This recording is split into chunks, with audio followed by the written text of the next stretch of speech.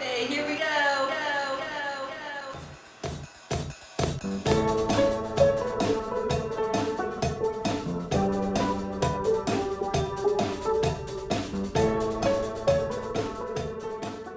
Congratulations! You have landed on the Rock and Roll Flashback podcast with your host, Jumpin John McDermott. Welcome, time travelers, to Rock and Roll Flashback. I'm Jumpin John, and in this episode, I will transport you back to the 1960s to discuss the peak years of one of the most popular American pop groups of that era, The Association. The Troubadour nightclub, located on Santa Monica Boulevard in West Hollywood, California, was owned by Doug Weston. In the 1960s, it was a major center for folk music and comedians, and a popular tradition at the club was their Monday night hootenanny. The Monday Night Hoots were an open mic show where many future notables got their start. At one of those hoots in 1964, an informal group called the Inner Tubes was formed by Terry Kirkman, Jules Alexander, and Doug Dillard. The Inner Tubes' rotating membership occasionally contained Cass Elliot, David Crosby, and many others who drifted in and out. Later that year, a 13-piece folk rock band with Ted Blueshell on drums was formed. This group, simply called The Men, was used by Doug Weston as the house band at the Troubadour. In February 1965, The Men disbanded, with some of the members electing to go out on their own. Kirkman, Alexander, and Bluechel hooked up with 3 other musicians. Those 6 originally planned to call themselves the Aristocrats. However, at the suggestion of Kirkman's then-fiancée, Judy, they took the name The Association. The original lineup consisted of Alexander on vocals and lead guitar, Kirkman on vocals and a variety of wind, brass, and percussion instruments, Brian Cole on vocals, bass, and woodwinds, Russ Giguere on vocals, percussion, and guitar, Ted Bluechel on drums, guitar, bass, and vocals, and Bob Page on guitar, banjo, and vocals. However, Page was soon replaced by Jim Yester on vocals, guitar, and keyboards before any of the group's public performances. The new band spent about 5 months rehearsing before they began performing around the Los Angeles area. They became regular performers at the Ice House locations in Pasadena and Glendale. In mid-1965, the small Jubilee label issued a single of the Association's Babe, I'm Gonna Leave You, but it did not chart. Valiant Records offered them a contract, and they recorded a cover of Bob Dylan's One Too Many Mornings at Gold Star Studios. That single was released as a non-album single in November 1965. One Too Many Mornings failed to chart nationally, but it became a regional hit in the Los Angeles area.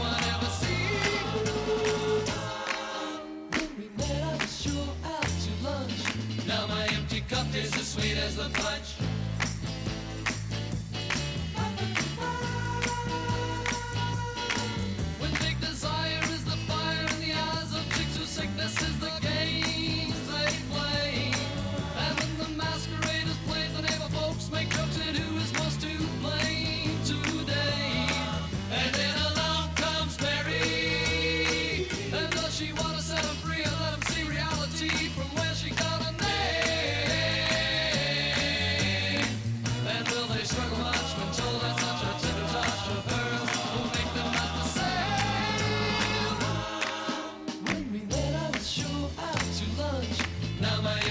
is as sweet as the punch.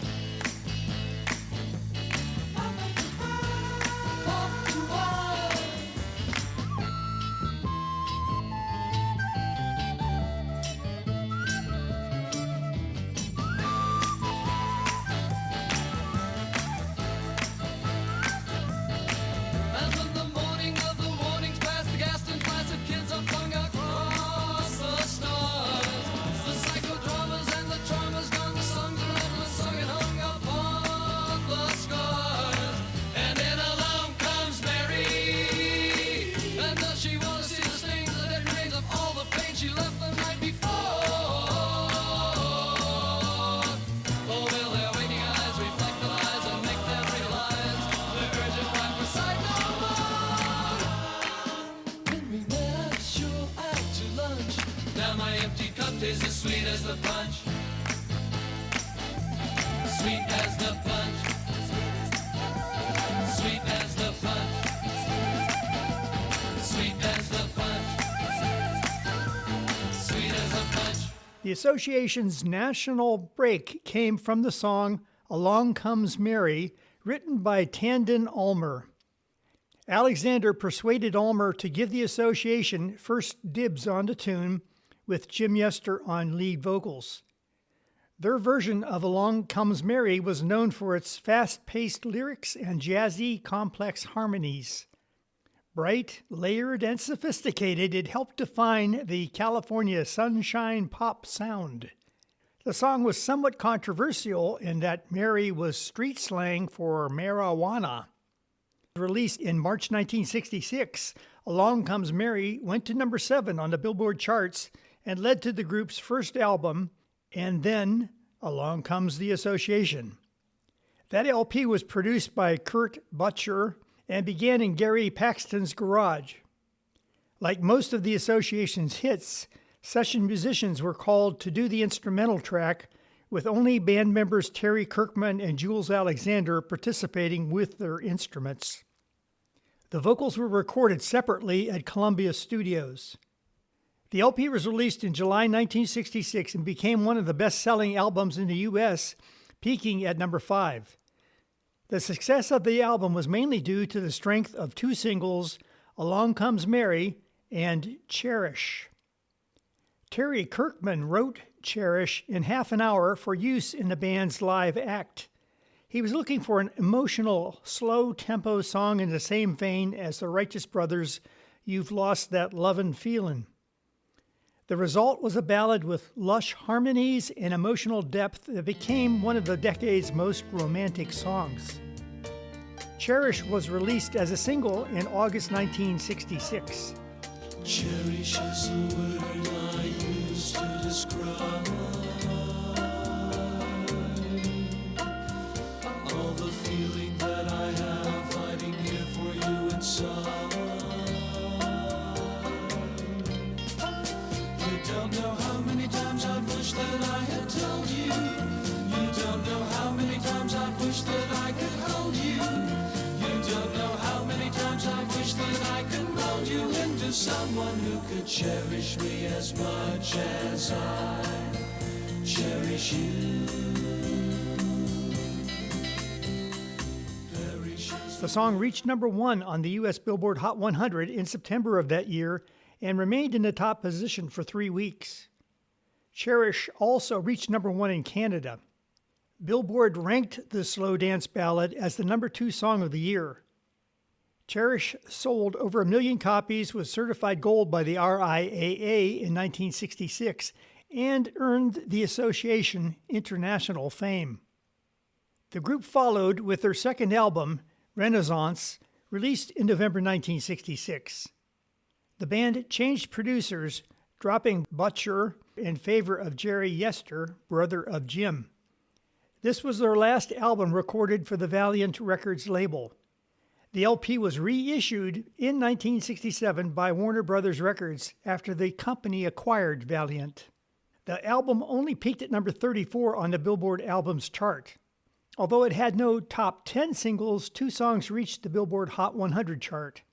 Pandora's Golden Heebie-Jeebies reached number 35 in late 1966, and No Fair at All peaked at number 51 in early 1967. In April 1967, Alexander left the band purportedly to study meditation in India. He was replaced by Larry Ramos on vocals and guitar. Ramos actually had joined the band while Alexander was still performing with them after bassist Cole's hand was injured by a firecracker. Alexander subbed on bass while Ramos played lead guitar.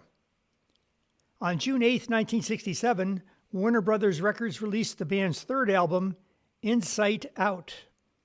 Insight Out saw the association working with record producer and recording engineer Bones Howe for the first time. Howe had previously worked with the Mamas and the Papas and the Turtles.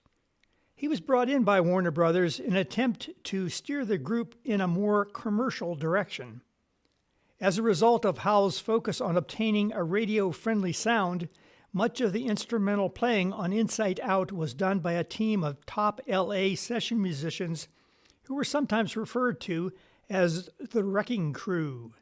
Insight Out became one of the top-selling LPs of the year in the U.S., peaking at number 8 on the Billboard Top LPs chart and being certified gold by the Recording Industry Association of America. Much of the album's success was from two popular hits, Windy and Never My Love. Those two singles were among the most played records on AM radio during the late 1960s. Windy was written by Ruth Ann Friedman. The lead vocals were sung primarily by guitarist and new band member Larry Ramos, along with vocalist Rush Giguere.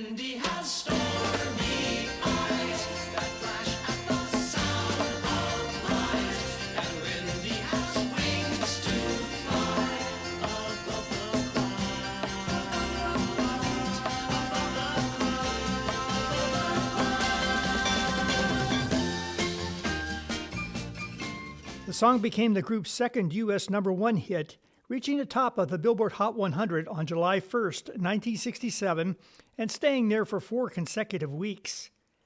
Billboard ranked Windy as the number 4 song for 1967. Ramos, who was of Filipino descent, was one of the few Asian American lead singers at the time to have a number 1 hit single. Interestingly, the song would reemerge 43 years later when it was used on the opening sequence in the popular TV series Breaking Bad. For the opening of the 12th episode of the 3rd season, called Half Measures, a montage of videos of the character Wendy was played over the association's song Windy. The other hit song from the LP, Never My Love, was written by brothers Don and Dick Adrisi. The association would be the first band to record the song, again with instrumentation provided by the Wrecking Crew. Their version of the song was released on August 9th, 1967. You ask me if there'll come a time when I grow tired of you. Never my love, never my love. You wonder if this heart of mine will lose its desire for you. Never my love, never my love. What makes you think love will end when you know that my whole life depends on you?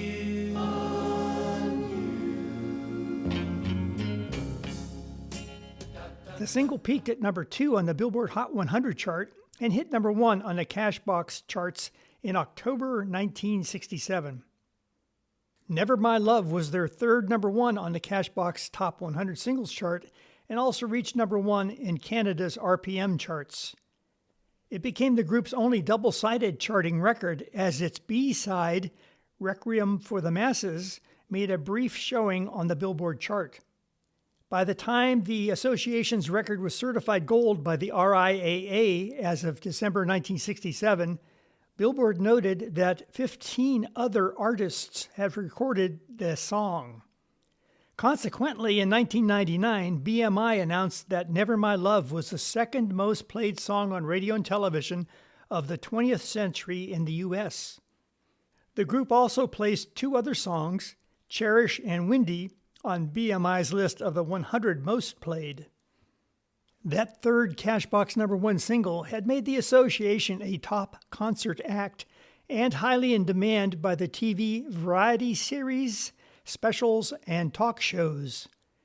They performed Never My Love on The Ed Sullivan Show, The Andy Williams Show, The Smothers Brothers Comedy Hour, The Hollywood Palace, The Dean Martin Show, Dick Clark's American Bandstand, Hullabaloo, The Tonight Show starring Johnny Carson, The Dick Cavett Show, The Joey Bishop Show, The Steve Allen Show, and a Carol Channing special. Also, at 9 p.m. on Friday, June 16, 1967, the association was the first act to perform at the influential Monterey Pop Festival. Monterey Pop would become one of the era's defining cultural events, and the association were one of the few mainstream pop acts among more psychedelic and rock performers at Monterey Pop. In 1968, the band turned down the opportunity to record Jimmy Webb's now classic MacArthur Park. Bones Howe again produced the association's fourth album, Birthday. Released on March 7, 1968, Birthday peaked at number 23 in the Billboard charts. It did produce two singles that charted, Everything That Touches You, which reached number 10, and Time for Livin', which reached number 39. Everything That Touches You would be the group's last Hot 100 Top 10 hit, and Time for Livin' would be the group's final Hot 100 Top 40 hit. Later that year, the group released a self-produced single, The Harder-Edged Six-Man Band. Six-Man Band only reached number 47 on the Billboard Hot 100 chart. In November 1968, Warner Brothers released a compilation album called The Association Greatest Hits. The album peaked at number 4 on the Billboard 200 album chart. In Canada, the album reached number 2 and was in the top 10 for 13 weeks. On June 1, 1989, the RIAA certified the Association Greatest Hits as a double platinum, and it continues to be one of the longest best-selling albums in the history of Warner Brothers.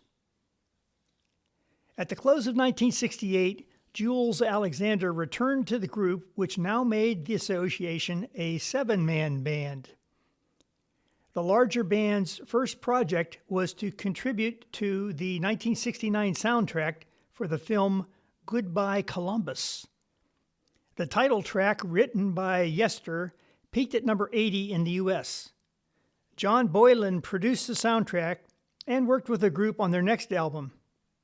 That LP, simply entitled The Association, was released in August 1969. Many of the LP's tracks have a country rock sound, but none of the singles released made any impact. The album peaked at number 32 in the U.S. and number 12 in Canada. It was the first studio album to feature all 7 members. In late 1969, the group re-teamed with Kurt Butcher for a one-off single, Just About the Same. Unfortunately, Just About the Same, which was released in February 1970, failed to catch on. Despite all this, the band remained a popular concert draw, and on April 3, 1970, a Salt Lake City performance was recorded for the Association Live LP. That live LP only reached number 79 in the U.S. In June 1970, Giguère left the band, and the association replaced him with keyboardist Richard Thompson. Unfortunately, the band's popularity was slowly fading as shifting musical trends reduced their chart presence. Their easy-listening, soft pop style, which was so successful on AM radio, was losing favor to harder rock on the growing FM market. In early 1972, the band left Warner Brothers for Columbia and added 2 more performers for their 1972 tour. Sadly, on August 2, 1972, bassist Brian Cole was found dead in his Los Angeles home of a heroin overdose. For the rest of the 1970s, the association was in a state of flux, releasing singles intermittently along with sporadic touring. After a successful 1979 television special, they began a touring comeback. Since the 1980s, they have stayed busy performing on 60s nostalgia shows, on television specials, and on oldies circuits. Despite numerous lineup changes, the association has managed to remain a popular live act to this day. The association were one of the most successful and distinctive American bands of the second half of the 1960s. Known for their lush vocal harmonies, sophisticated arrangements, romantic ballads, and melodic songwriting, they were at the forefront of the folk movement's assimilation into the California harmony sound and the sunshine pop style. The band had 7 Grammy nominations and received RIAA certifications for 6 gold and 3 platinum records. In 1968, the group received a Golden Globe nomination for Best Original Song, Goodbye Columbus. In 2003, the association was inducted into the Vocal Group Hall of Fame. Thank you for listening to another episode of Rock and Roll Flashback. I'm your host, Jumpin John McDermott, and I will close out this podcast with the association's song, 6-Man Band. So, fellow travelers, may your path be smooth and your music always be rockin'. And until next time, Rock on, rock on, rock on, rock on, rock on, rock on.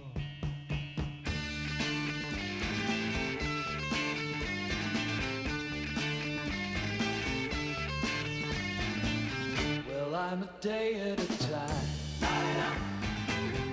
I'm a day at a time.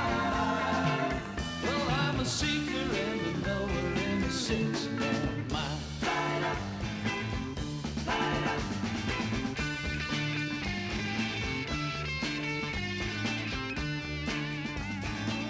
'Cause I'm a traveler man.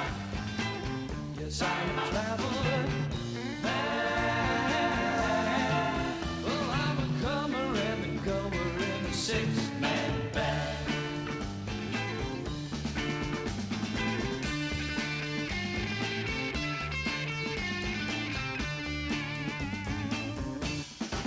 Well, I'm a California man, my instrument in hand, I'm electrified.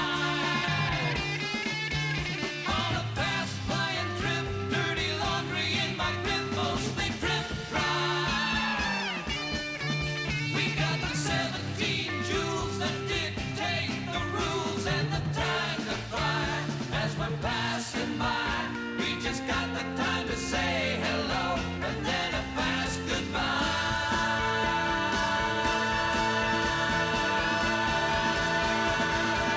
I'm a traveler man. Yes, I'm a traveler